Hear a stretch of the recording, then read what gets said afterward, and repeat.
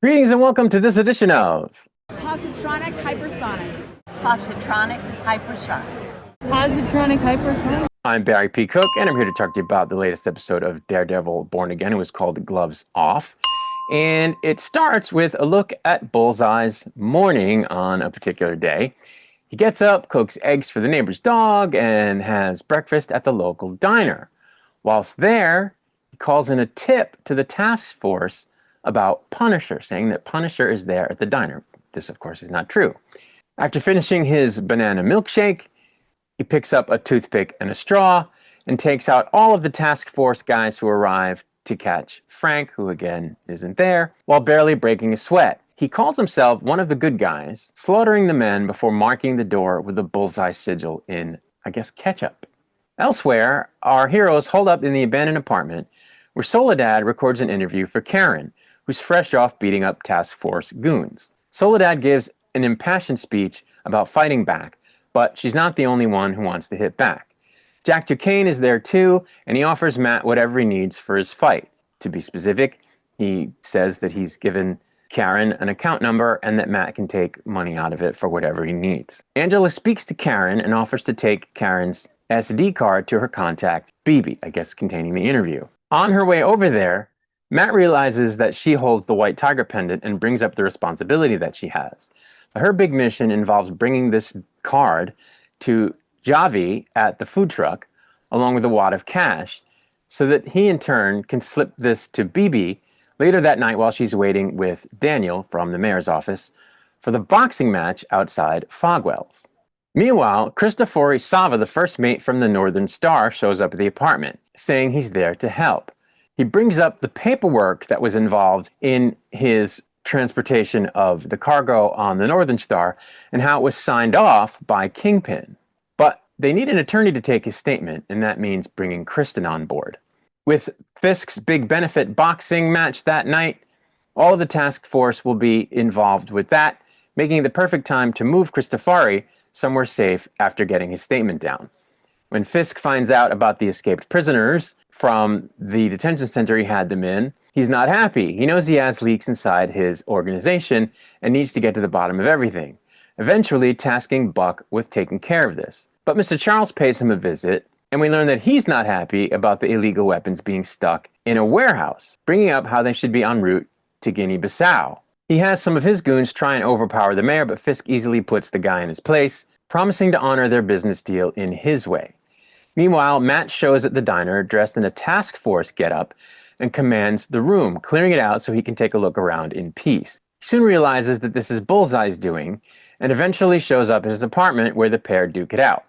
Bullseye explains he's one of the good guys and he's been trying to make amends for killing Foggy all this time. Matt fears, however, that killing Fisk turns him into a martyr, and when they're unable to see eye to eye, Bullseye eventually leaves.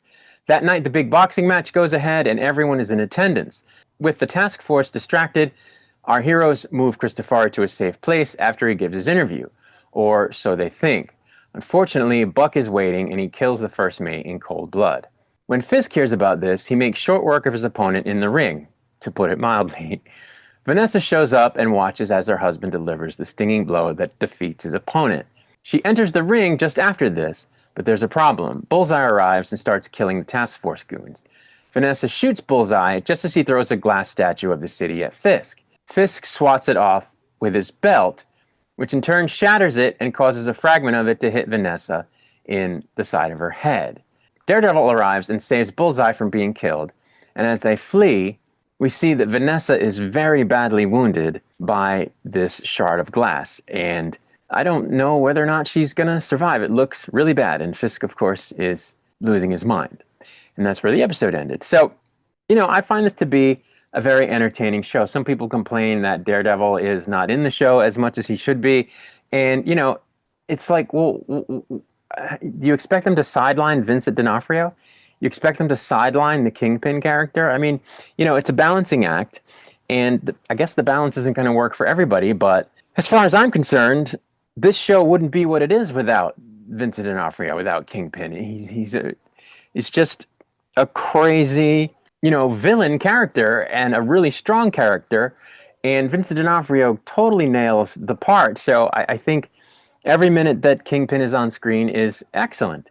At the same time, every scene with Daredevil in it is also great. Charlie is in incredible shape and does a really good job in the part. So, it's just excellent all the way around. I don't think you need an excessive amount of Daredevil to make the show good. It's called Daredevil, but it's about the city of New York. It's about Hell's Kitchen. It's about good versus evil. So you have to have everybody in the mix. I also think they're setting things up for how the season is going to end. I think a lot of forces are going to be brought to bear against Kingpin's corrupt administration, and so they're showing us all the moving parts. So I think that's legitimate. What I'd like to see is Bullseye actually redeeming himself and becoming an ally to Daredevil, and Matt sort of accepting that. But that's just because I'm a sucker for a good redemption story. I realize it's probably not going to happen, at least not in the way I would like to see it happen. But that is something that I would like to see happen, if I'm honest. But I don't think they're going to make a straight up hero out of Bullseye. I think that's very unlikely. But in these episodes in particular, I thought a bunch of the scenes were pretty brutal. The fight scenes on this show are just insane. I think they're an improvement over the fight scenes on the original Netflix show. It's just insane how good the fight scenes are, and the boxing match was no exception. Just freaking brutal. Freaking brutal. Almost to the point where you can't watch. You have to kind of, wince and look away. It's just brutal. But, I love every second of it, even if I'm sort of squinting to watch it, because it's so graphic. But it's just great. I love it. So that's really it. I mean, I'm continuing to like the show. I thought this episode was good, and I'm going to keep watching the season. I'll be back with another video when the next episode is released. For now, I'm going to get out of here. Until I return, I wish you peace and long life.